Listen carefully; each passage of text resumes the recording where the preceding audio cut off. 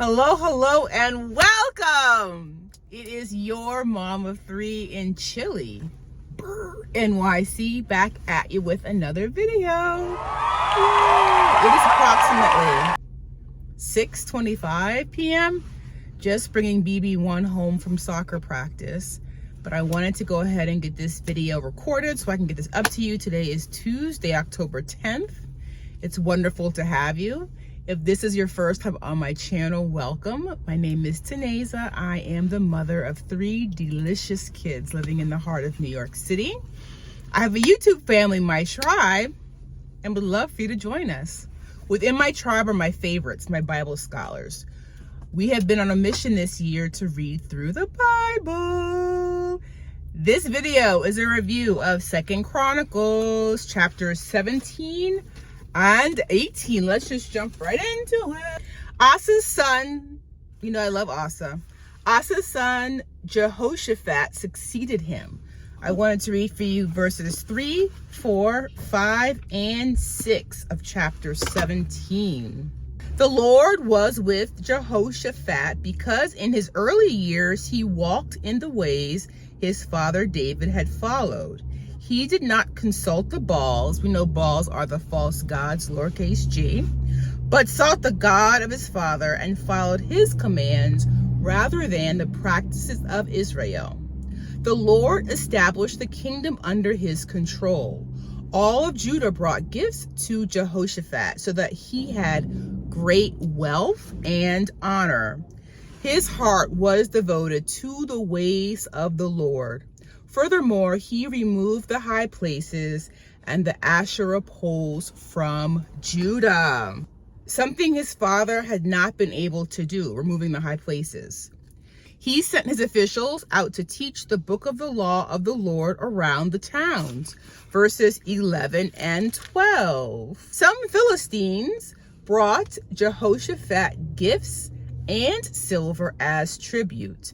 The Arabs brought him flocks, 7,700 rams, 7,700 goats. Jehoshaphat became more and more powerful. He built forts and store cities in Judah. Over 1 million fighting men served King Jehoshaphat. Chapter 18. The background.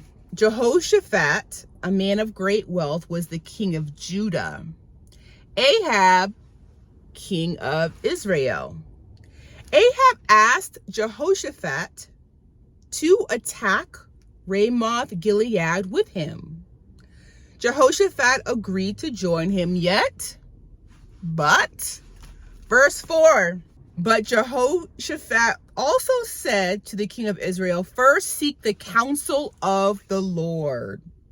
Ahab, the king of Israel, who wanted to attack Ramoth Gilead, brought 400 prophets together and asked if he should go to war with Ramoth Gilead or refrain. Go, they said. God will give it into the king's hand. Verses 6 and 7. But Jehoshaphat asked, is there not a prophet of the Lord here whom we can inquire of? The king of Israel answered Jehoshaphat, there is still one man through whom we can inquire of the Lord, but I hate him because he never prophesies anything good about me, always bad. He is Micaiah, son of Imlah. The king should not say that, Jehoshaphat replies.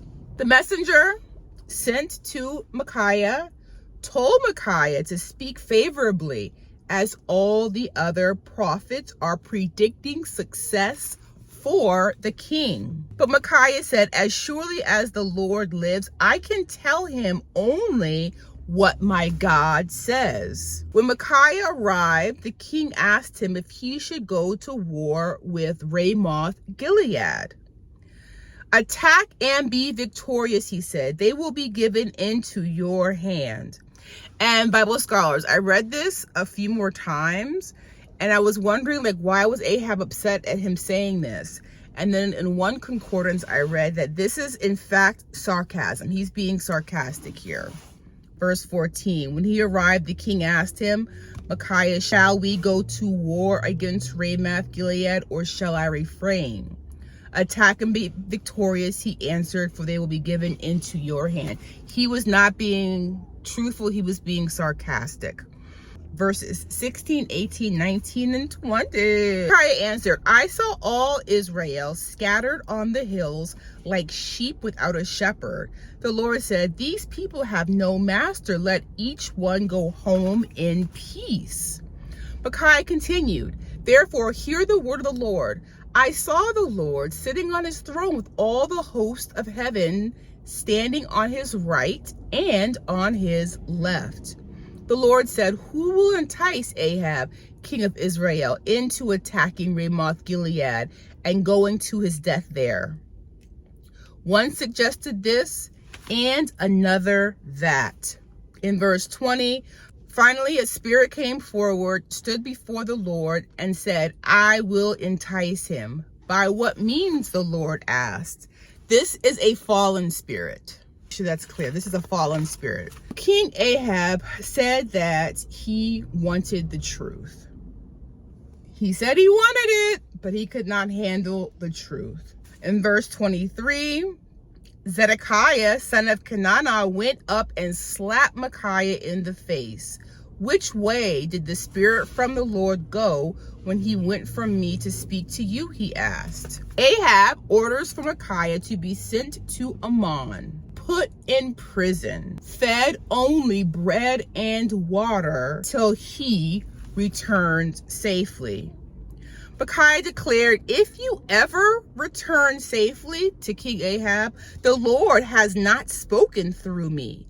Then he added, mark my words, all you people. I love the way he just stood for truth. I really respect that. Imagine 400 of your counterparts or 400 of your co-workers saying one thing and then you having a completely different outlook than they had. Ahab and Jehoshaphat went to Ramoth Gilead. Ahab enters the battle in disguise. Jehoshaphat wears his royal robes. The king of Aram had ordered his commanders to not fight anyone, small or great, except for the king of Israel. When they saw Jehoshaphat still in his royal robes, they turned to attack him. Verse 31, when the chariot commanders saw Jehoshaphat, they thought, this is the king of Israel. So they turned to attack him. But Jehoshaphat cried out.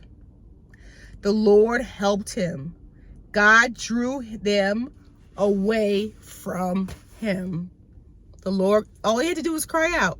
When the commanders saw that he was not the king of Israel, they no longer pursued him. The final two verses of chapter 18. Someone drew his bow at random and hit the king of Israel between the sections of his armor at random. The king told the chariot driver, wheel around, get me out of the fighting. I've been wounded. All day long the battle raged, and the king of Israel propped himself up in his chariot facing the Arameans until evening. Then at sunset, he died. When God gives a word, you better believe it. Even though he tried to be in disguise, you can't, Disguises don't work.